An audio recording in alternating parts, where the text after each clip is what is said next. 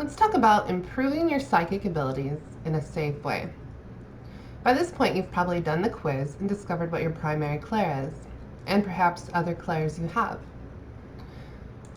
Throughout this course, you're going to discover how to enhance these abilities in many different ways. Eventually, you might want to practice enhancing all of the abilities. But so that you don't feel overwhelmed too quickly, I suggest that we just practice one or two of the clair exercises at a time. These exercises can be done throughout the day or all at once, whichever works best for you. It's very important to keep a journal so that you can keep track of your results, so that this not only will build your confidence as your skills grow, but you can look back and see how much you've improved over time. For clairvoyance, a very effective exercise to improve your spiritual sight is to visually observe your space. You can do this by taking 1 minute to observe the room around you right now. Notice the colors on your desk or the walls. Look outside and notice any textures of the branches on the trees outside. The length of your desk, whatever it is you have in your space. Just take a big, huge visual intake of the room that you're in right now. Just spend about a minute observing, and then shut your eyes. Now in your mind, I want you to visually reconstruct this room. I want you to focus on as much detail as possible.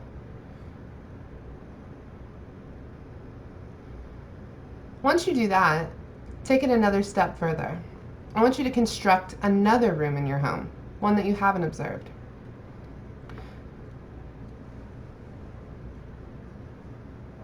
When you're ready, open your eyes, take notes, and see what you've noticed.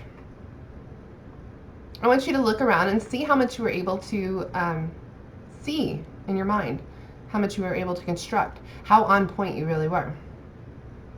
Another exercise for clairvoyance is to keep a dream diary. When you wake up, jot down everything you dreamed. I want you to concentrate on the visual cues and what people were wearing. Were there any noticeable buildings? What did the scenery look like? I suggest also in your dream diary, give each dream a title, and then regularly go back and review this. I want you to see if there's any pattern or any commonalities. Another way is to be extra present when you meet new people and visit new places.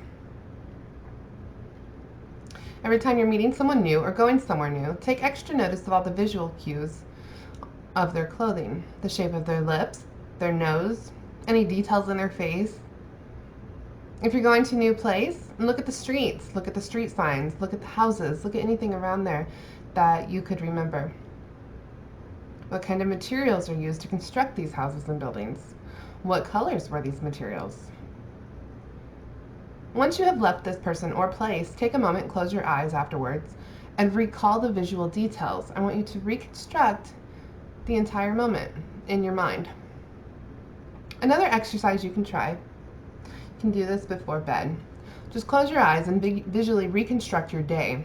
Try to play out the entire day visually through your mind, from the moment you wake up until bedtime. Another great tip is to study symbols.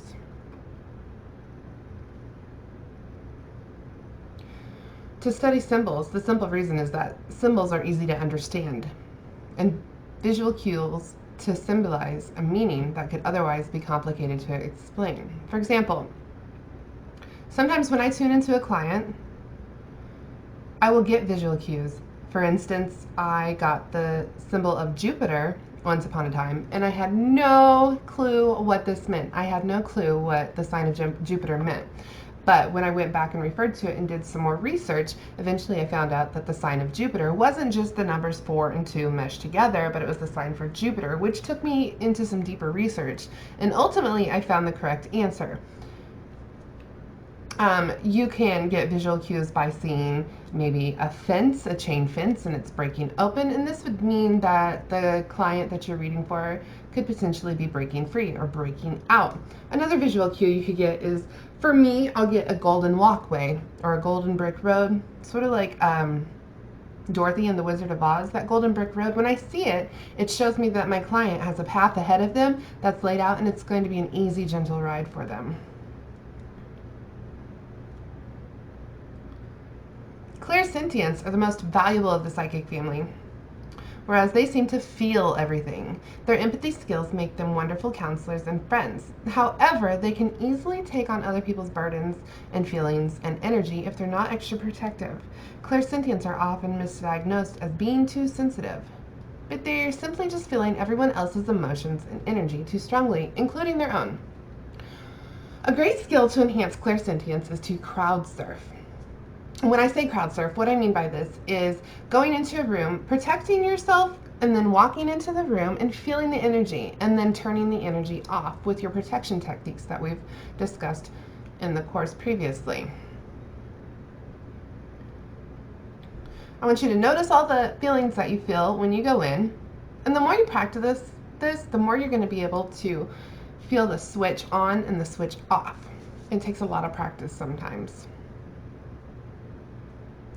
Meeting a new person, try to see how you can feel about that person. Do you feel happiness, sadness, anger, nervous, confused?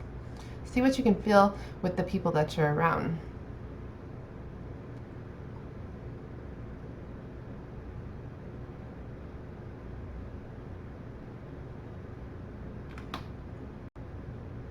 Claircognizant is another really good psychic ability. It's actually one of my primary ones.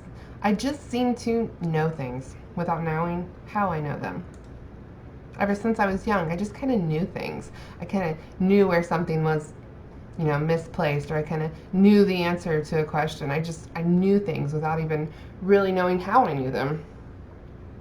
An activity to practice for claircognizance is after watching, a TV show or reading a book or having a conversation, just recall everything that you had about this moment and write it down. Take notes about what you remember.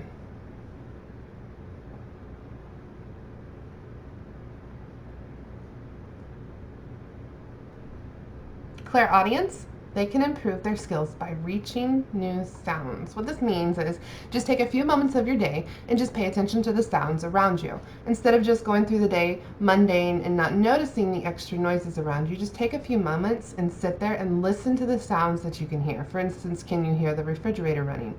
Or can you hear your child's TV in the next room?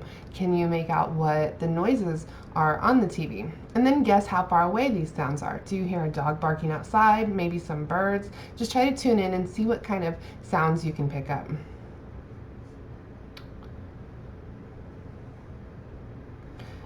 Clairaudience will also benefit from being extra present when they meet new people or go to new places.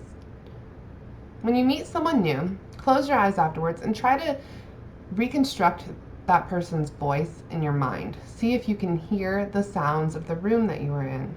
Now, at the end of the day, after you're done doing this, reconstructing all this, write it down and write kind of what your experiences were. Regularly practicing some or all of these exercises will enhance your skills, and they'll give you much more confidence in giving readings and trusting your skills.